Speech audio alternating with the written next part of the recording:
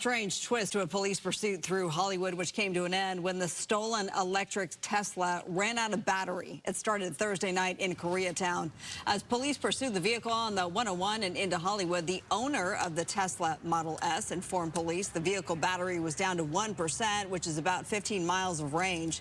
Well, the car died on Melrose Avenue in East Hollywood. The suspect was arrested.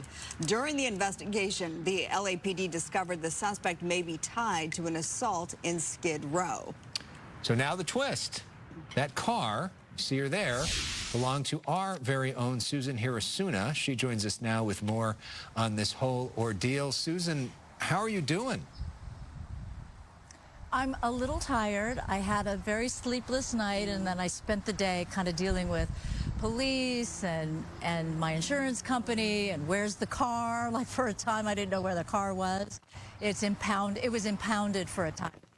Service because, yeah, the battery was exhausted. So in order to get the battery back up, it's not just as simple as taking it someplace charged. You have to, the rest of the systems are in good, standing. Well, obviously, we're so sorry that you experienced this last night. Thank goodness you're okay, Susan.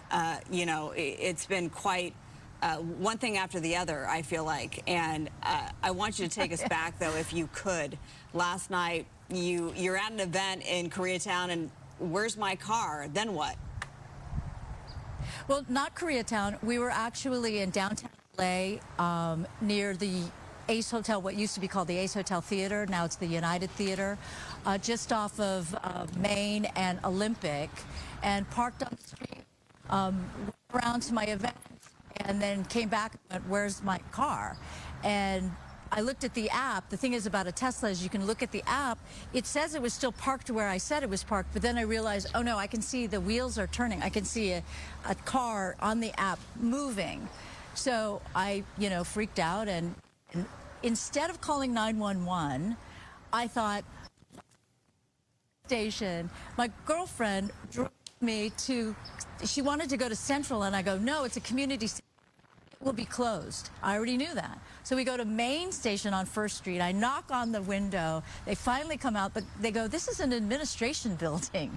You can't report a crime here. And I said, well, can you at least just get on the radio and tell Central Division, I can see the car where it is. It's all staying in the Skid Row downtown area. And so by that time, he realizes, I can hear the radio chatter, and they're saying things like, the car is on, Wall Street. And I realized, wait, that's matching up with the location that I'm seeing on the app. They started following that car because somebody else had reported, like, a driver driving erratically or recklessly. Then the police officers I spoke to at the Main station called them and said, look, this is a stolen car. We then went to Central Division, where I started talking with some of the responding officers. And so they were also communicating and saying, this is the situation. We have the owner here. And P.S., at one point I heard them go, maybe we can do a pit. And I said, don't do a pit. You'll ruin the car. The car's about to run out of battery.